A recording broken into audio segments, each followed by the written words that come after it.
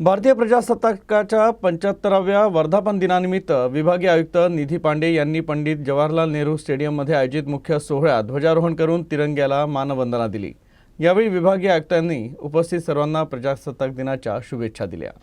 जगातील सर्वात मोठी आणि यशस्वी लोकशाही म्हणून भारताचा जगभरात गौरव होतो आणि हीच आपल्या संविधानाची ताकद आहे आणि भारतीय नागरिकांच्या सौहार्द, सहिष्णुता आणि बंधुभावाचं ते गमक आहे।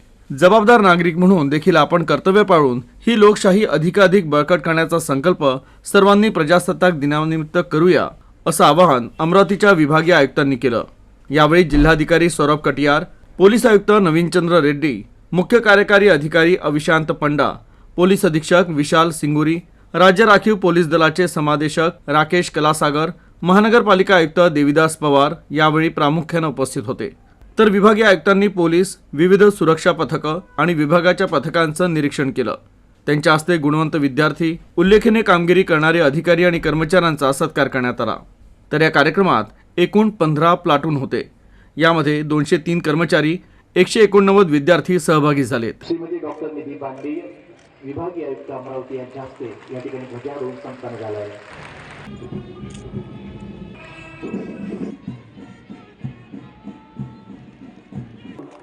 दात्यांच्या समस्यावर प्रमाणपत्र व स्मृतिचिन्ह त्यांच्या मान्यवरांच्या हस्ते या ठिकाणी गौरव। त्याचे जिल्हा समादेशक श्री सरदार सिंग सन्मान चिन्ह आणि कोणताही मोबदला शासनाकडून आजपर्यंत उल्लेखनीय कामगिरी पुणे यांच्यावर करतात।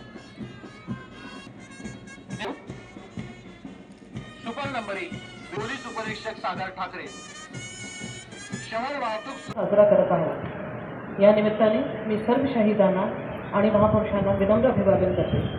उपस्थित सर्व स्वातंत्र्य सैनिक, मातृभूमीसाठी शहीद वीरांचे पूजनीय कुटुंबीय व चिरायू हो।